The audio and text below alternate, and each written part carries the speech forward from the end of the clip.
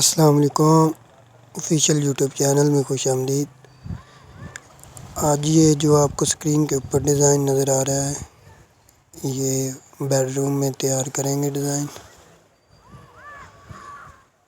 इसमें roof light वगैरह भी है, सेम टू सेम डिज़ाइन तैयार करेंगे। ये आपको ऊपर वाला मंज़र दिखा रहे हैं छत का।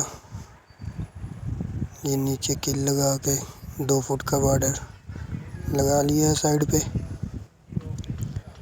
और ये चीज़ आप देख लें, ये पटसन के मुट्ठे लगाए हैं, ये स्टील की तार, दरमियान में मुट्ठा।